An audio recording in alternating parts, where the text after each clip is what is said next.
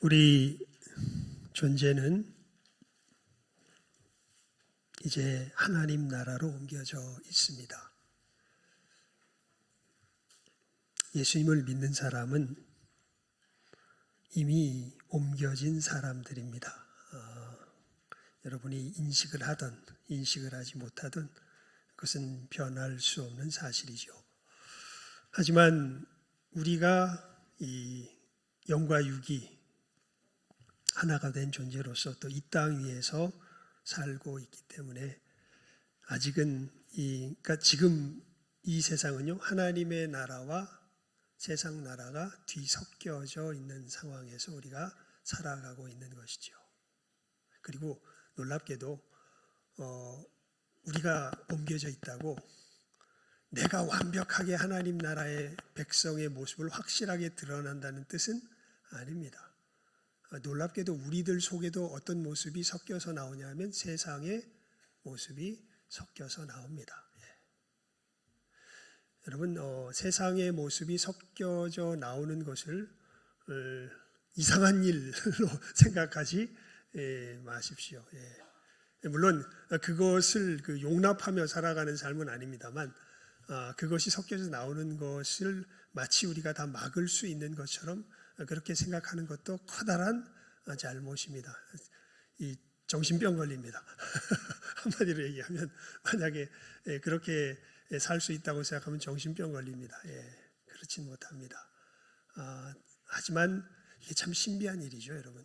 우리들 속에 예수께서 살아계십니다. 그것이 내 모습이 아닌 걸 알게 되고, 그래서 우리 그리스도인들의 삶은요, 한마디로 말하면 회개하는 삶이에요. 그래서 여러분, 교회의 가장 교회다운 특징이 무엇인 줄 아십니까? 완벽한 모습이 아니라 용서하고 용납하는 모습입니다. 예수님께서 주기도문에서 그래서 이 부분이 너무 중요하기 때문에 주기도문에서 5번째 간구로 굉장히 강조해서 이야기를 하세요. 5번째 간구 뭔 줄 아시죠? 우리가 우리에게 죄 지은 자를 사하여 준 것 같이 우리 죄를 사하여 주옵시고, 그리고 마태복음에 보면 거기는 한번 봅시다. 마태복음 6장입니다. 마태복음 6장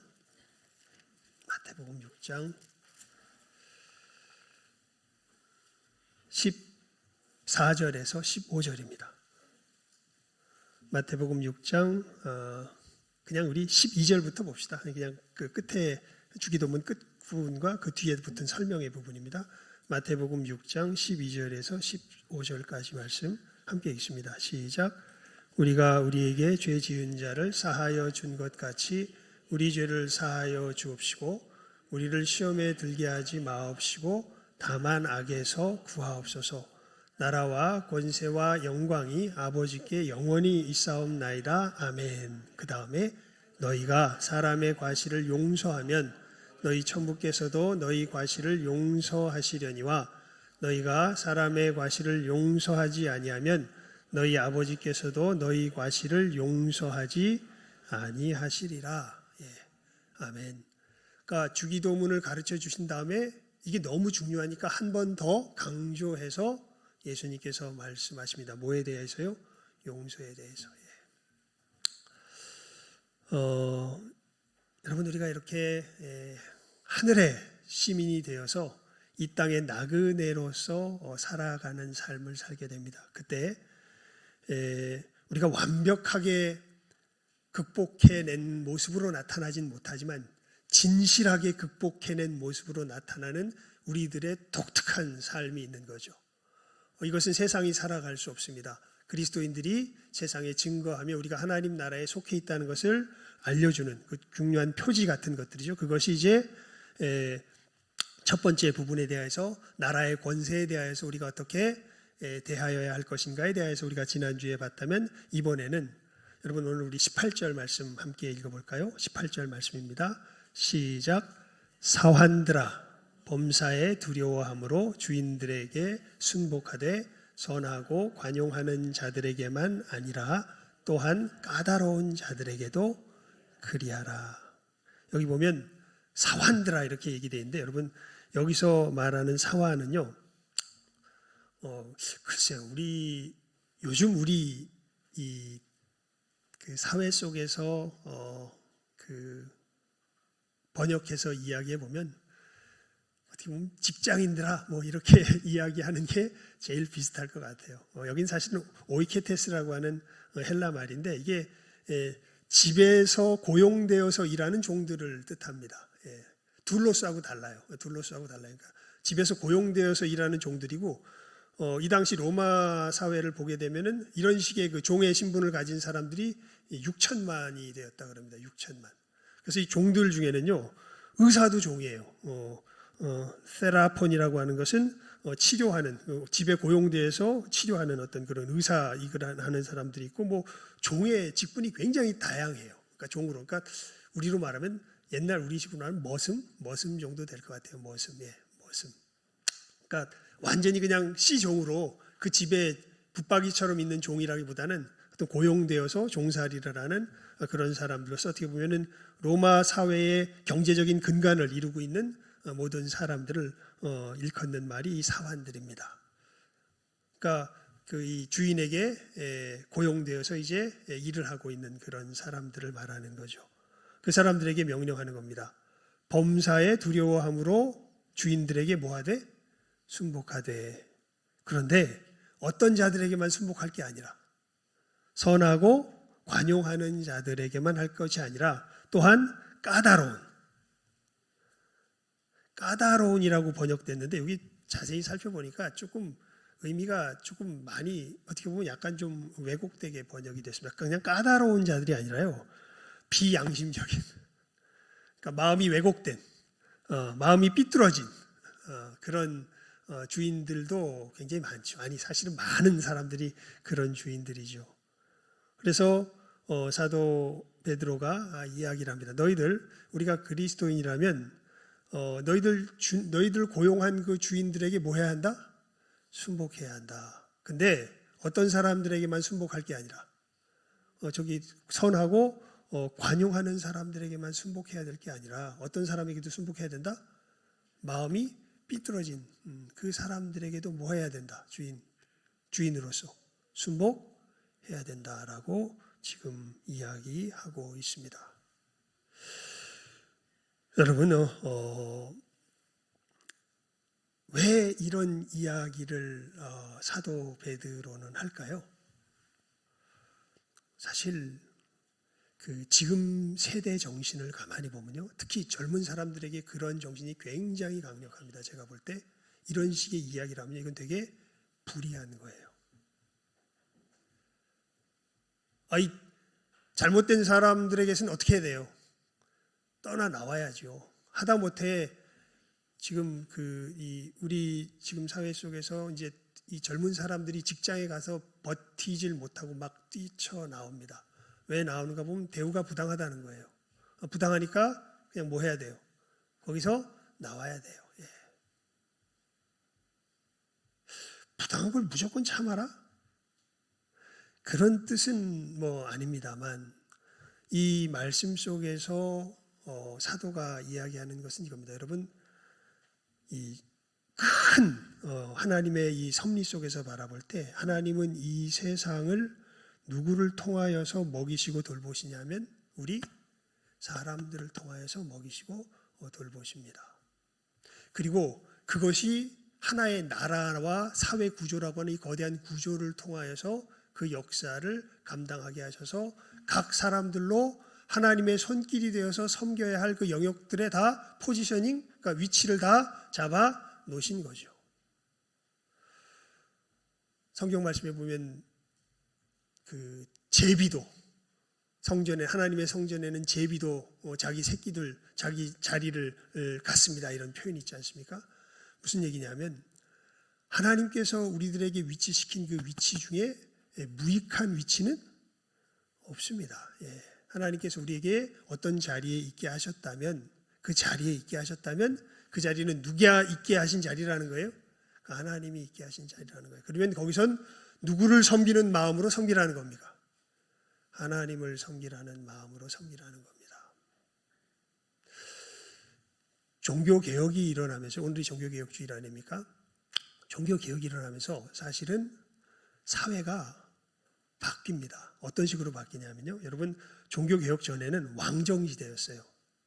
지금은 우리가 거의 민주주의가 이 세계의 어떤 여러 사회들을 이렇게, 우리나라가 민주주의이기 때문에 왕정시대가 뭔지에 대해서 우리가 그냥 역사만 보지 실제적으로 감이 없습니다. 그런데 옛날 시대는 왕정시대였습니다. 왕이 다스리는 시대였고, 주권이 누구에게 있었냐면 왕에게 있었습니다. 즉, 그러니까 누구죠? 루이 14세인가요? 얘기는 짐이 곧 법이다. 이게 이제 그게 통용되는 시대가 왕정시대입니다. 그런데 이제 우리 시대가 바뀌게 된 것이죠. 주여.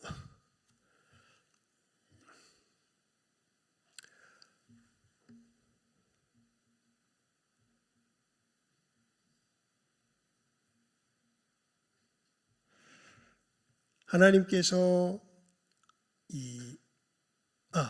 종교개혁 얘기하다가 그랬었죠. 그렇게 왕정시대로 세웠던 이 시대가 사실은 민주주의 시대로 바뀌게 되는 가장 실질적인 변화가 어디서 일어나냐면 종교개혁이 일어나면서요. 새로운 사회에 한 신흥 계층들이 생겨나기 시작합니다. 소위 말하는 부르주아라고 우리가 부르는 사람들인데요. 이 사람들은 어떤 사람들이냐면 이제 종교 개혁이 일어나면서 종교의 자유를 위해서 이 캐톨릭과 결별하면서 자기 나름대로의 하나님 앞에서 살아가는 삶을 살아가려고 이제 이 하나님 말씀 따라 살아가는 가운데 무엇을 깨달아 알게 되냐면 하나님을 예배하는 것은 단순히 예배당뿐만 아니라 우리의 일터에서도 하나님을 뭐하는 거다, 우리는 예배하는 거다라는 그 인식을 갖게 되기 시작합니다. 그러니까 빵 만드는 사람이 자기가 빵 만드는 것도 누구를 예배하는 거예요? 하나님을 예배하는 거예요. 그래서 내가 이 빵을 만들므로 하나님을 예배하는데 이 빵을 하나님을 예배하는 빵으로서 만들 때 내 빵을 먹는 사람들에게 허투루 먹일 수가 없는 겁니다. 그래가지고 빵을 엄청 잘 만들어요. 성심성의껏. 이 재료가 좋고 몸에 좋으면서 또 싸게 만들 수 있는 방법이 없을까? 이런 것들을 연구해 가면서 그냥 내가 빵쟁이니까 대충 빵 만들어서 팔지 이게 아니라 이 빵을 통해서 하나님께서 주변 사람들 먹이니까 이 사람들을 잘 먹여야 되겠다. 하나님의 이 직분을 받은 나라서 잘 먹여야 되겠다. 그래서 이 빵을 정말 정성껏 만드니까 여러분, 이 신념 있는 사람들이 빵을 잘 만들겠습니까? 못 만들겠습니까? 잘 만들죠. 그러면은 돈 가지고 빵 사는 사람들이 여기서 살겠습니까? 딴 데서 사겠습니까? 여기서 사죠. 그래서 이 사람들이 점점 뭐가 쌓이냐 하면 물질이 쌓여가기 시작합니다. 근데 이 사람들은 또 검소해요. 왜냐하면 자기 삶으로 하나님을 섬기기 때문에 이 받은 것을 가지고 또 어디에 다시 재투자하냐면 어떻게 하면 내가 빵을 더 잘 만들까? 여기에다 또 투자합니다. 그러니까 점점 빵을 잘 만들게 되고 잘 만들면 사람들이 점점 어떻게 돼요? 이 사람의 빵을 사게 되죠. 그러면서 새로운 사회 계층이 생겨나기 시작합니다. 그리고 이 사람들이 중심이 되어서 이제 왕정시대의 사회가 민주주의 사회로 변화되는 그 역사가 이 세계 역사 속에서 일어나게 되는 것이죠. 여러분, 먼저 하나님께서 우리들에게 사도를 통하여서 분명하게 말씀하시는 이 부분, 우리가 어떤 위치에 있을 때, 그러니까 우리들은 아주 단순하게 내가 여기서 뭘 받나를 생각하면서 일을 합니다. 그런데 사실은 하나님의 사람들이라면 하나님께서 여기서 나를 통하여 어떤 일을 행하시는가를 생각하며 뭐 해야 돼요? 일해야 됩니다. 그런 의미에서 너희들 까다로운 선한 주인뿐만 아니라 마음이 왜곡된 주인이라도 하나님께서 너를 그 자리에 세우셨다면 거기서 누구를 섬기는 마음으로? 하나님을 섬기는 마음으로 어떤 일을? 내게 맡겨진 그 일을 감당하라 하는 것이죠. 그러니까 그 사람에게 아부해라 이런 뜻이 아니라 그 사람이 누가 됐든지 하나님께서 그 사람을 통해서 너를 그 위치에 세우셨으니까 너는 그 위치에서 네가 하나님 앞에서 감당해야 할 그 일을 어떻게 해라? 성실하게 감당해라 라는 겁니다. 그러니까 그런 점에서 이 사람은 노예가 아니라 자유인입니다. 그렇죠? 무엇에 구애받지 않아요. 자기 주인의 어떠함에 구애받지 않고 하나님께서 내게 맡겨주신 그 위치에서 누구에게 충성하며 나가는 사람입니까? 하나님께 충성하며 나가는 사람입니다. 그래서 여러분, 우리가 진짜 하나님을 제대로 섬기기 시작하면요, 우리의 일터에서 분명하게 나타나게 되는 것이 있는데 그게 뭐냐면 좀 이상한 말이지만 탁월함입니다. 그러니까 무슨 천재가 된다 그런 뜻은 아닌데 그냥 누구를 잘 섬겨야 되기 때문에 이 위치에서 누구를 잘 섬겨야 되기 때문에 하나님을 잘 섬겨야 되기 때문에 왜냐하면 이 위치에서 하나님께서 나를 통하여서 이 일을 통하여 여러 사람들을 돌보시는 그 돌봄의 손길이 되기 때문에 거기에 대해서 소홀할 수가 없게 됩니다.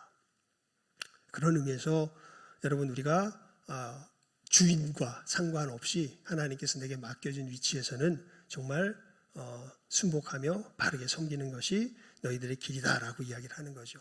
오늘 말씀에서 핵심은 그런데 이 근본 태도에 있는 것이 아니라 오늘 말씀은 근데 이렇게 가다 보면 너희들 반드시 뭘 만나게 된다. 이게 오늘 말씀의 핵심이에요. 반드시 뭘 만나게 된다. 오늘 뭐라고 인사했습니까? 고난은 필수입니다. 예. 죄송합니다. 근데 성경이 그렇게 얘기를 해서 어떻게 다르게 말을 할 수가 없습니다. 성경은 분명히 이야기해요. 우리가 하나님 나라에 들어가려면요, 고난 당하는 것은 뭐다? 필수다 이렇게 이야기를 합니다. 예. 그래서 우리 19절, 20절, 21절 말씀을 함께 읽어볼까요? 시작하면 읽습니다. 19절, 20절, 21절 말씀입니다. 시작하면 읽습니다. 시작. 애매히 고난을 받아도 하나님을 생각함으로 슬픔을 참으면 이는 아름다우나 죄가 있어 매를 맞고 참으면 무슨 칭찬이 있으리요? 오직 선을 행함으로 고난을 받고 참으면 이는 하나님 앞에 아름다우니라. 이를 위하여 너희가 부르심을 입었으니 그리스도도 너희를 위하여 고난을 받으사 너희에게 본을 끼쳐 그 자취를 따라오게 하려 하셨느니라. 사도 베드로가 이야기해요. 선을 행함으로 고난을 받고 참으면 이것이 하나님 앞에서 어떤 것이다? 아름다운 것이다. 예? 선을 행하면 칭찬을 받고 복을 받아야지. 이게 선하고 아름다운 거 아니에요? 그런데 사도 베드로는 지금 뭐라고 이야기하냐면 선을 행함으로 고난을 받고 참으면 이것이 어떠하다? 하나님 앞에서 어떠하다? 아름답다. 그 정도로 이야기하는 게 아니라 우리 21절 다시 한번 읽어봅니다. 시작. 이를 위하여 너희가 부르심을 입었으니 그리스도도 너희를 위하여 고난을 받으사 너희에게 본을 끼쳐 그 자취를 따라오게 하려 하셨느니라. 한술 더 뜹니다. 이를 위하여. 이게 뭐냐면 선을 행함으로 고난을 받고 참는 것을 위하여 너희가 뭘 받았다? 부르심을 받았다. 자, 다시 우리 인사 한번 해볼까요? 시작. 고난은 필수랍니다. 입니다라고 안 했으면 필수랍니다. 필수래요. 하나님이 고난은 필수래요 하는 얘기가 사실 어디에 적혀 있어요? 우리가 오늘 조금 전에 읽었던 이 말씀에 적혀 있죠. 이 선을 행함으로 고난을 받고 참는 것을 위하여 너희가 뭘 입었다? 부르심을 입었다. 그리고 사실 누가 이 일을 먼저 하셨다? 예수 그리스도께서 이 일을 먼저 하셨다. 그래서 너희들이 본을 끼쳐가지고 그 자취를 따라오게 하려 하셨다. 이렇게 이야기를 하고 있습니다. 여러분,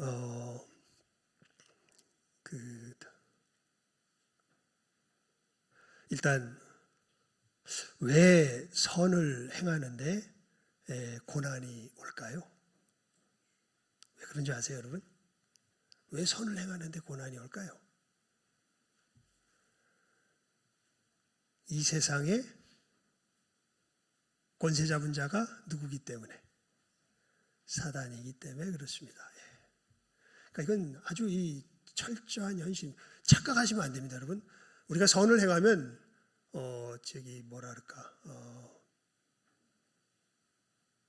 모든 것들이 다 이 순탄하게 그냥 편안하게 이렇게 풀려져 갈 거야. 그렇게 생각하는 것은 우리가 예수님 걸어가신 길을 보나 성경의 가르침 볼 때 아주 큰 오해입니다. 오히려 우리가 하나님 앞에서 정말 선한 길을 걸어가면요, 여러 가지 어려운 일들이 생길 것을 우리가 예상하는 것이 그게 현실입니다. 왜냐하면 이 땅의 공중의 권세 잡은 자는 사실은 누가 지금 공중의 권세를 잡고 있냐면 사단이 공중의 권세를 잡고 있기 때문에 그렇습니다.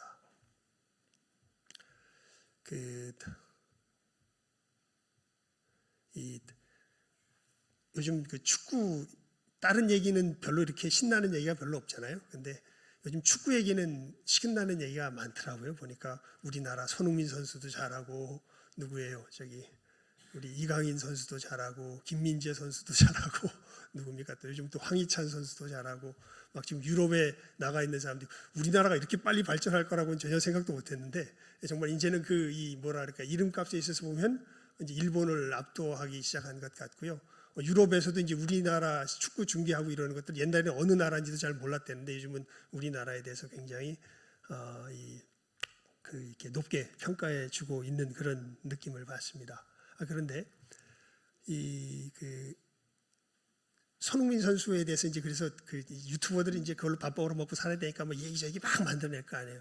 이 몇 개를 이렇게 쭉 보니까요. 뭐가 심하냐면 정말 제가 보니까 손흥민 선수는 축구계의 이순신 장군 같아요. 왜냐하면 정말 모함과 여러 가지 어려운 일들이 많은데 거기에 대해서 일절 대꾸가 없습니다. 이순신 장군 뭐 여러 가지 모함받고 그랬잖아요. 근데 거기 대꾸가 없이 그냥 자기 일 가잖아요.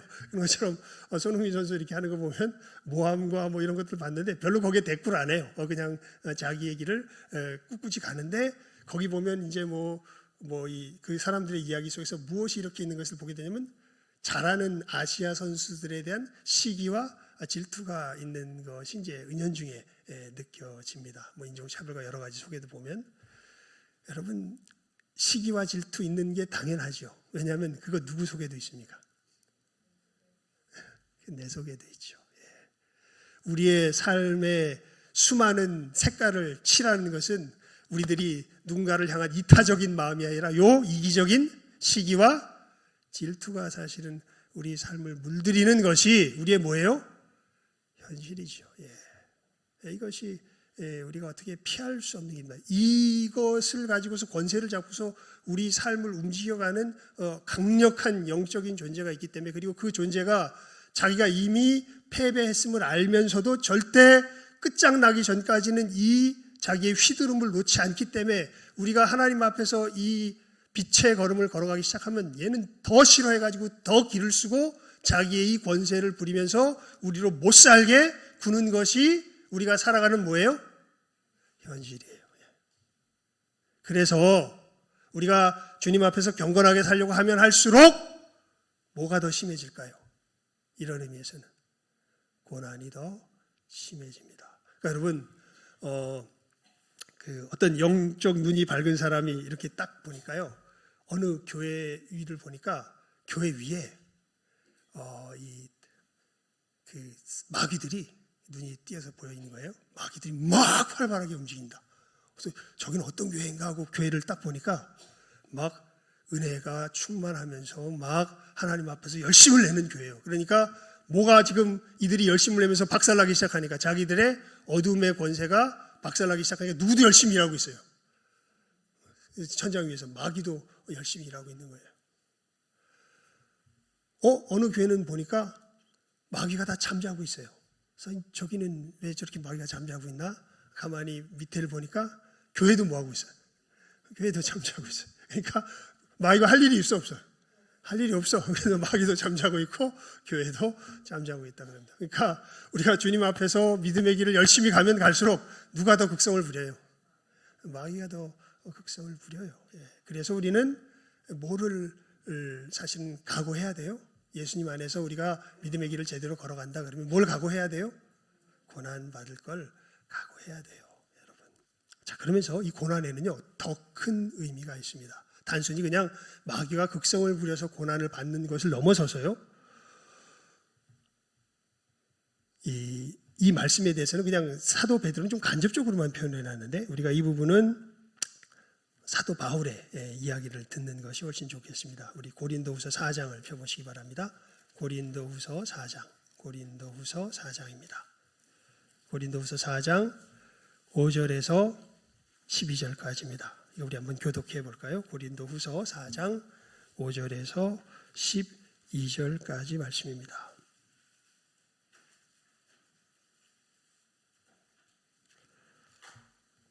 교독합시다. 고린도후서 4장 5절에서 12절까지 말씀입니다.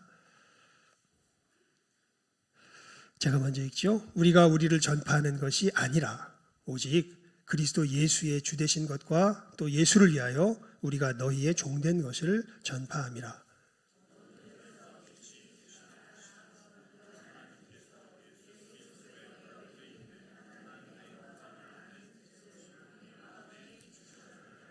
우리가 이 보배를 질그릇에 가졌으니 이는 능력의 힘이 큰 것이 하나님께 있고 우리에게 있지 아니함을 알게 하려 함이라.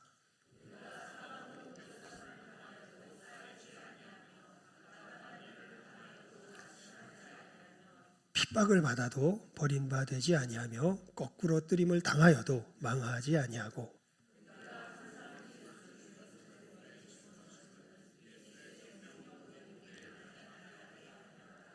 우리 산자가 항상 예수를 위하여 죽음에 넘기움은 예수의 생명이 또한 우리 죽을 육체에 나타나게 하려 함이니라. 그런즉 사망은 우리 안에서 역사하고 생명은 너희 안에서 하느니라. 아멘.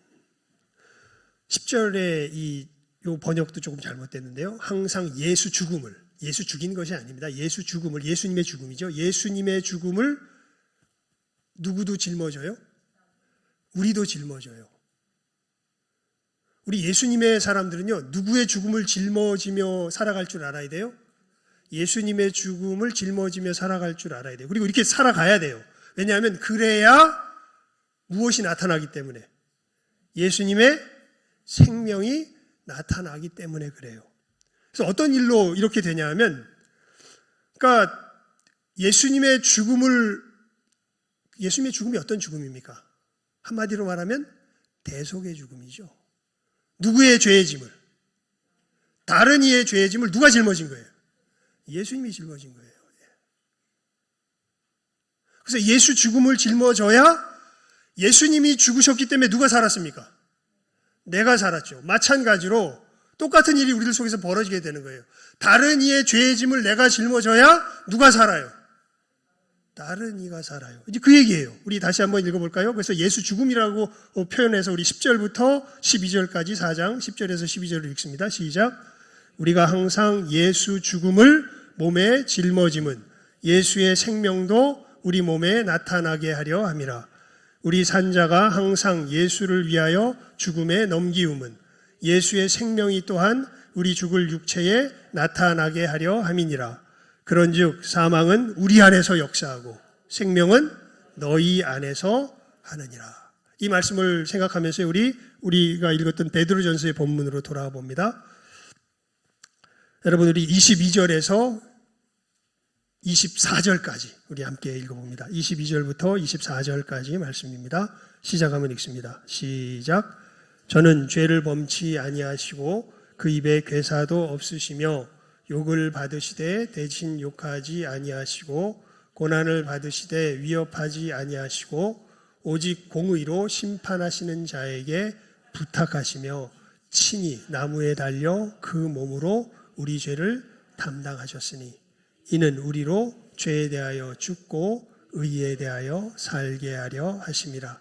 저가 채찍에 맞음으로 너희는 나음을 얻었나니. 그러니까 단순히 우리가 고난받는 것이 그냥 마귀가 극성을 부리기 때문에 받는 차원을 넘어서요. 그러니까 세상에 속한 사람들은 그냥 너무도 자연스럽고 당연하게 예수님께 속한 사람을 뭐하게 되어 있어요? 핍박하게 되어 있습니다. 그건 절대 무슨 일이 아니에요? 이상한 일이?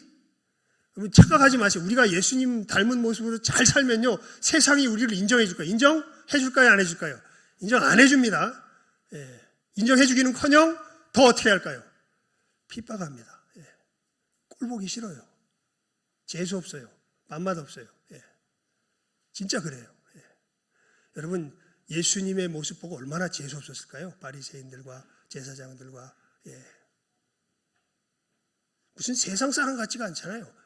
근데 진짜 그 모습이 맞긴 맞는 것 같긴 한데 뭔가 살아낼 수 있는 세상 사람 같지가 않잖아요. 얼마나 재수 없었을까요? 자기들은 열심히 노력해가지고 여기까지 왔는데 자기들의 모든 노력을 다 뭉개버리고 너무나 훌륭한 삶을 보여주니까, 할 수도 없는 것을 보여주니까 얼마나 재수 없었을까요? 예. 그래서 예수님을 뭐 해요? 죽이죠. 근데 예수님은 그들의 죄짐을 저런 나쁜 놈들이 나 갚는 것이 아니라 어떻게 해요? 스스로 짊어지시고. 그 죄값을 누가 치르세요? 예수님이. 이게 너무 좀 이상한 일이에요, 이게 정말. 예. 아니, 자기 죄값 누가 치러야 돼요? 내가 치러야 되는데 하나님이 아시는 거죠. 우리는 진정한 의미에서 우리 죄값을 치를 능력이 없습니다. 힘이 없습니다. 하지만 죄값은 치러져야 돼요.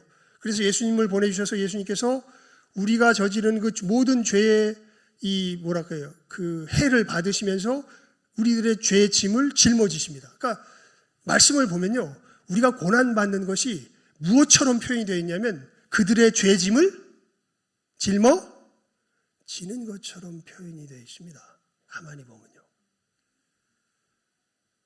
이게 정말 죄송합니다. 미치고 팔짝 뛸 노릇입니다. 우리가 믿음의 길을 걸어간다고 할 때, 하나님의 역사가 이렇게 일어나는 것이었구나 라는 것을 보게 될 때 이게 정말 뭐라 그럴까요? 예. 여러분, 우리가 걸어가는 걸음은요, 머릿속으로 이해될 수 있는 걸음이 아니에요. 이건 누군가가 죄의 짐을 지고 누군가가 희생을 당해야 다른 어둠에 속한 사람들이 뭐를 차리게 될까요? 정신을 차리게 됩니다. 다른 일이 없어요. 이건 머리 좋다고 IQ 좋다고 해결될 수 있는 문제가 아닌 거예요. 누군가 뭘 당해야 돼요? 희생을 당해야 돼요. 희생이 없이는 역사가 일어나지 않습니다. 그래서 사도 바울도 그렇게 이야기하죠. 우리가 예수의 무엇을 짊어지면, 죽음을 짊어지면 무엇도 나타나게 하려면 너희 안에 예수의 생명도 나타나게 하려 합니다. 예수님 죄가 없으셔요. 그런데 우리 24절 다시 한번 읽어봅니다. 우리 주보에도 적어놨잖아요. 얼마나 강조하고 싶었으면. 24절 읽습니다. 시작.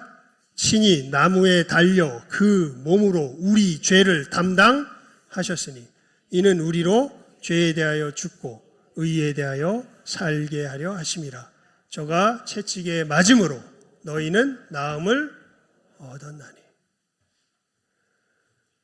그렇게 우리 죄를 짊어지셔서 예수님께서 십자가의 희생을, 대속의 역사를 치르심으로 어떤 역사를 이루시냐면 우리로 뭐에 대하여 죽고 죄에 대하여 죽고 의에 대하여 뭐하게 하시는, 살게 하시는 그 역사를 이루신다는 겁니다.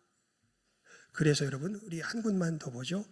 골로새서 1장 24절입니다. 골로새서 1장 24절. 골로새서 1장 24절입니다.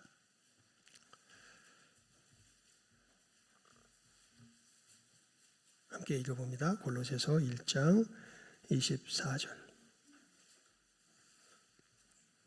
시작 한번 읽습니다. 골로새서 1장 24절 말씀 시작. 내가 이제 너희를 위하여 받는 괴로움을 기뻐하고 그리스도의 남은 고난을 그의 몸된 교회를 위하여 내 육체에 채워넣어라. 사도 바울이 이야기합니다. 소위 말하는 무슨 이상한 변태 성욕자들 괴로움을 당하면 즐거운 그런 뜻이 아닙니다. 예, 이거는 왜 괴로움을 기뻐하냐 하면 이 괴로움의 터널을 통과해야 무슨 역사가 나타나기 때문에, 생명의 역사가 나타나기 때문에 그래요. 그래서 내가 이제 너희를 위하여 받는 괴로움을 뭐하고? 기뻐하고 그리스도의 무슨 고난이라고 표현합니까? 남은, 이거는 예수님의 대속의 역사가 부족하다는 뜻이 아닙니다. 예수님의 대속의 역사가 각 사람에게 나타나기 위하여 필요한 고난을 표현하는 거예요. 예수님은 완벽하게 다 이루셨습니다. 다 치러내셨습니다. 하지만 이것이 누군가에게 임하려면 누군가가 예수님처럼 그 사람을 위해서 뭘 당해줄 수 있어야 돼요? 고난을 당해줄 수 있어야 돼요. 그래서 그리스도의 무슨 고난을?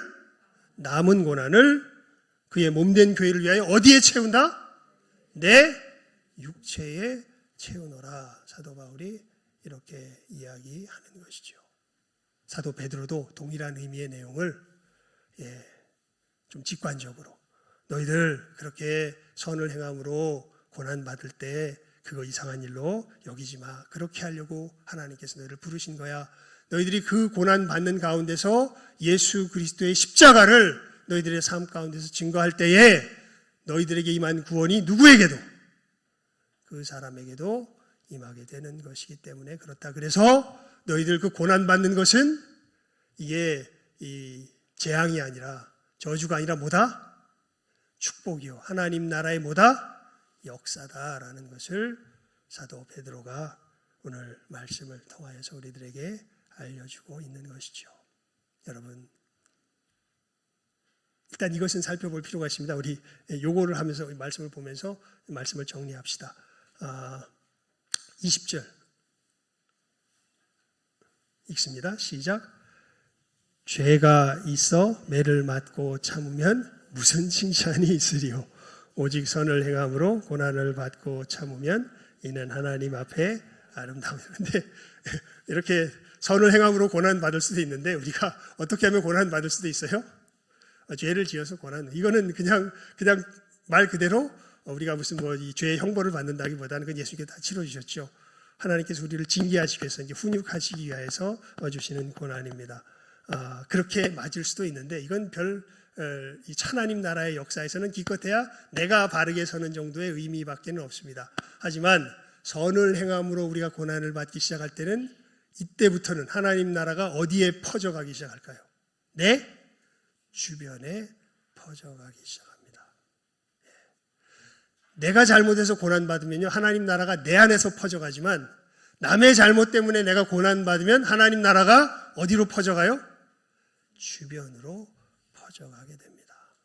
이 분명한 하나님 나라의 역사의 원리를 잘 기억하시고 여러분 선을 행함 속에 받는 고난을 사모하시며 주님 나라의 영광의 역사에 큰 도구가 되시는 통로가 되시는 모든 복된 영혼들 다 될 수 있기를 주님의 이름으로 축원을 드립니다. 기도하겠습니다. 하나님 아버지 감사합니다. 오늘 선을 행함 속에서 받는 고난에 큰 의미가 있는 것을 또 우리가 사회생활 속에서 어떻게 하나님의 사람으로 걸음을 걸어가야 할 것인가 하는 이 권고 속에 또 이것이 너무도 중요하기에 사도 베드로를 통하여서 교훈을 얻게 하심 감사를 드리옵나이다. 우리 귀한 영혼들 참으로 이 고난에 큰 의미가 있는 것을 깨달아 알게 하여 주시고 이 고난이야말로 진정한 축복의 통로가 되는 것을 내가 잘못했을 때는 내가 하나님 앞에서 바르게 되는 축복의 통로요. 다른 사람의 잘못으로 인하여서 고난을 당할 때는 참으로 그들에게 하나님의 나라가 임하는 귀한 축복의 통로가 되는 것을 저희들 잘 기억하게 하시고 믿음으로 고난을 잘 맞아들이며 주의 뒤를 쫓아서 이 하나님 나라의 역사를 힘있게 이루어가는 이 시간 함께하는 모든 귀한 영혼들 다 되게 하여 주시기를 간절히 바라옵고 소원하오며 모든 것 예수님의 이름으로 기도드리옵나이다. 아멘.